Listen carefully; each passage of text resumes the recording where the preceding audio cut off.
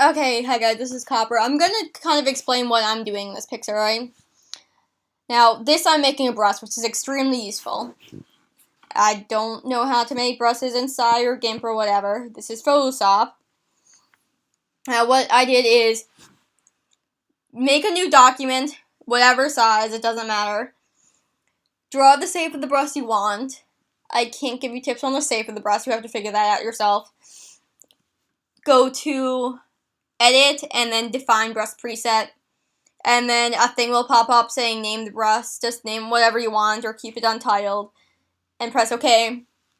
And then you should be able to change that brush when you go back to the other file, and it should be saved there. Now, it might possibly disappear. Like, if you change to another brush set, which happens to me all the time, so just save a backup of it. And another thing that's really good about Photoshop that people should take advantage of is the brush, I want to call them brush settings, but because I don't know the exact name for them. Let me see, brush presets, I think. Yeah, brush presets, and it lets you edit how the brush kind of like flows. What I was doing for the clouds is I put spacing and scatter there, and I made it transparent. Yeah.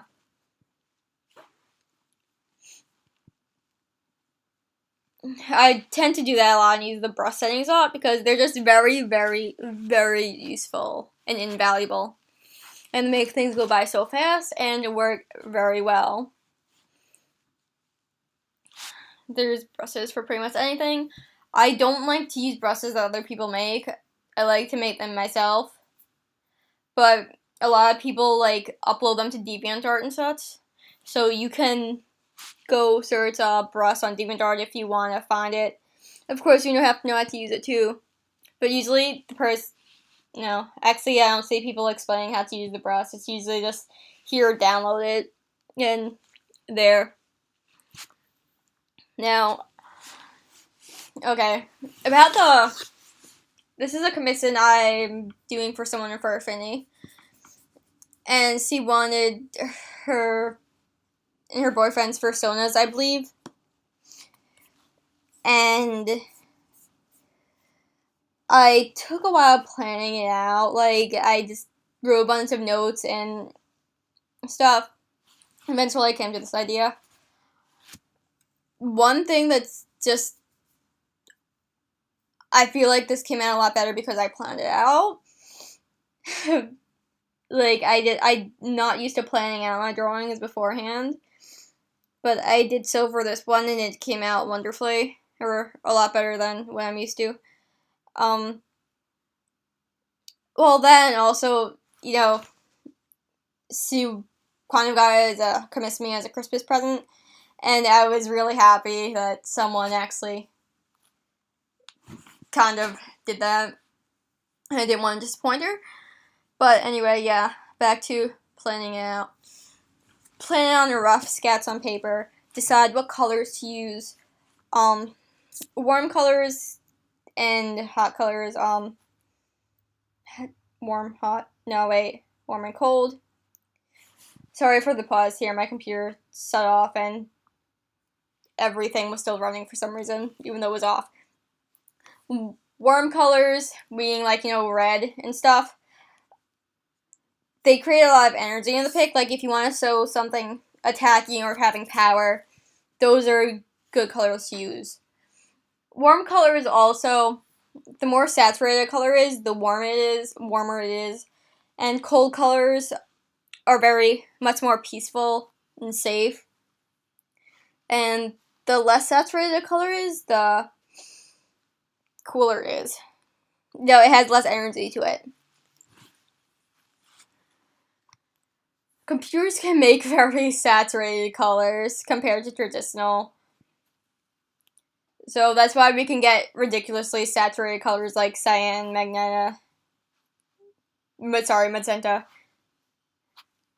and that bright yellow, lime green, stuff like that it's very difficult to create traditionally. And in this one, actually, I plan on it being, like, more saturated, like the lantern that they're in, that broken lantern.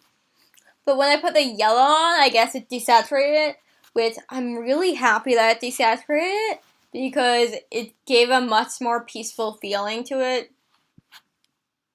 When you have something that's glowing, alright, you generally want to put, like, well, you see how I did it, but obviously just seeing it and knowing two different things.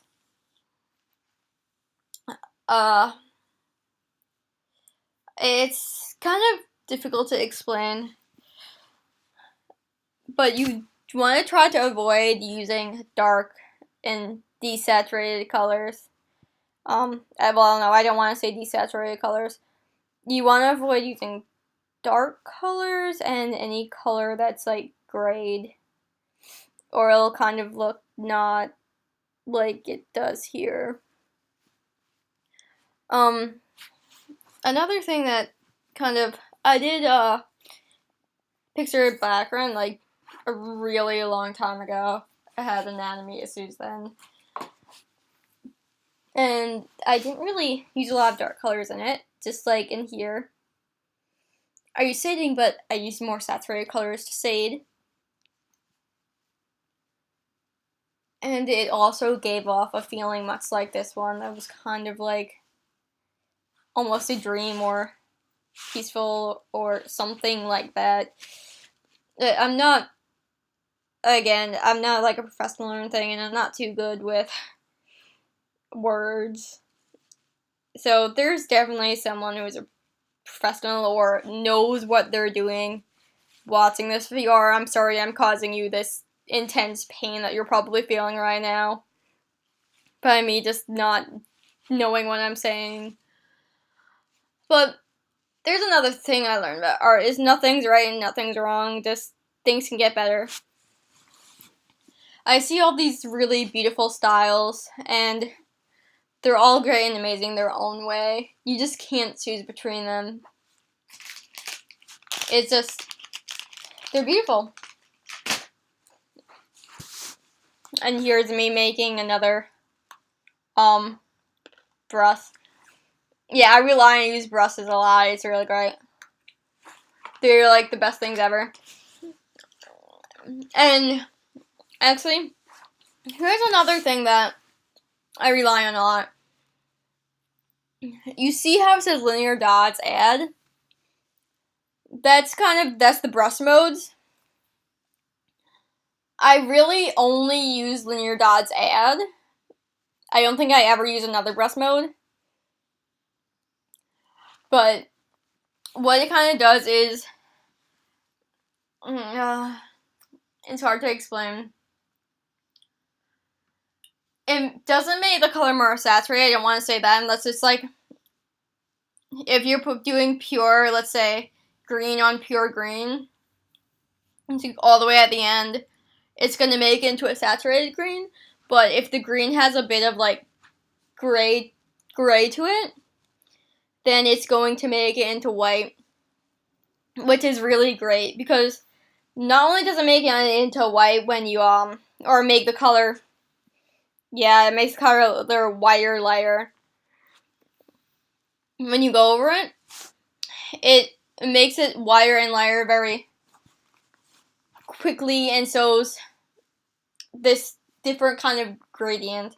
Like, oh god, I'm sorry, I cannot explain it. You just can figure it out yourself by trying it. Again, let me tell you about this software. This is Photoshop CS6, and I'm using a bamboo capture tablet. They do not make bamboo tablets anymore for some odd reason. I don't know why. Now Wacom has mini Intuos. So just get in Intuos Pen and Tux, I recommend, for anyone. Just get Intuos Pen Touch if you want a tablet. That is the one you want to get. You may, like, I had a friend who wasted like $100 thinking he needed the bigger tablet when you don't. I used to have a big tablet and it was annoying. It was not portable. I couldn't use it that well. And when I got my Bamboo, because my old one broke, of course, it wasn't Wacom. Wacom is a good brand and they're also relatively cheap. And I was so happy because when I actually started using it, I realized that the smaller was better. It was so much easier to use. Just so much. Just take it from me. It is. Of course, everyone's different, so if you find that it's not, just, like, return it.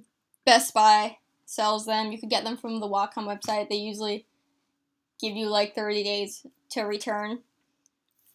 And what that comes with is a Photoshop Elements. I know it comes with Photoshop Elements, usually the newest version of it. I don't know what else it comes with.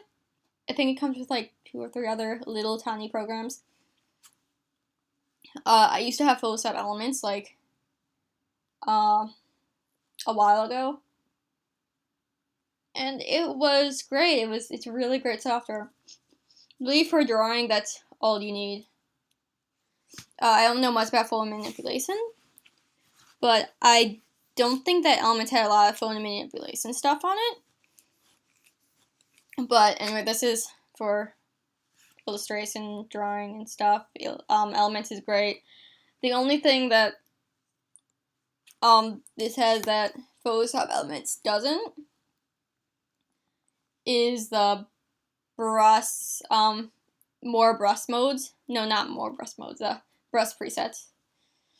So far, they have known, it clearly has, like, a ton, so much more stuff than Photoshop Elements, but really, you're not gonna use half of this stuff, or most likely, and even if you would use it, it's not gonna, like, severely injure your art or anything, and you'll do fine without it.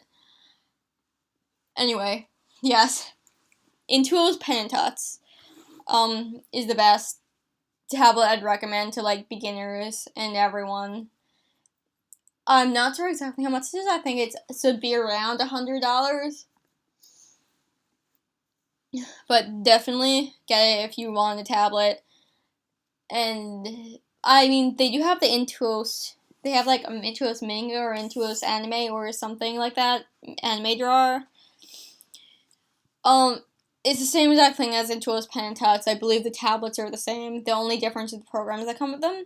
And they have another program that I believe is more for anime. And I think my